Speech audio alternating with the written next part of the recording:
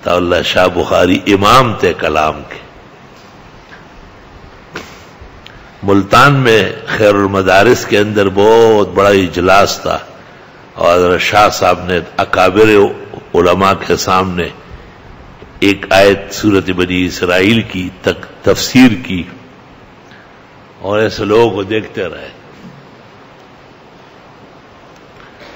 خیر وہ تو صرف امیر شریعت نہیں، امیر البیان تھے. وہ تقریر جب ختم ہوئی لوگ ادھر ادھر ہو گئے تو استاذ گرامی قدر مولانا لطف اللہ سے قریب آئے اور فرمایا شاہ صاحب آپ کے عالمی خطابت اور سربلند بیان اور تفتزانی امیر سید کے سے بڑھ کر فصاحت و بلاغت پر امت بجا فخر کرتی ہے، لیکن جو تفسیر آپ نے آیت کی یہ مفسرین کی مرجوح تفسیر ہے.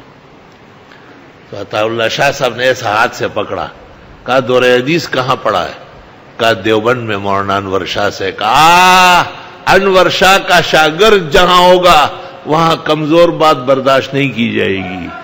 سینے سے ملایا، چوما، کہا احسان نہیں بھولوں گا.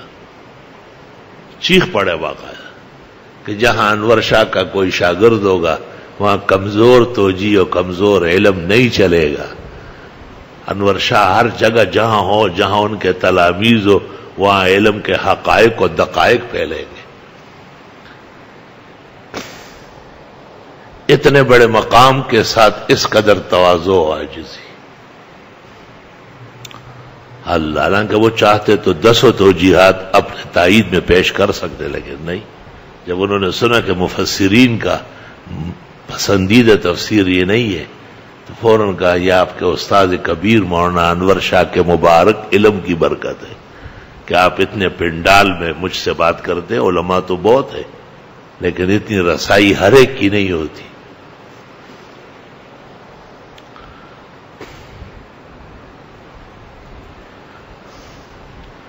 شاید مولانا خیر محمد صاحب جالندری رحمت اللہ علیہ نے پوچھا تھا تو جواباً کہا تھا کہ پختونوں میں محدث بڑا یوسف بنوری ہے اور مفسر بڑا مولانا لطف اللہ ہے.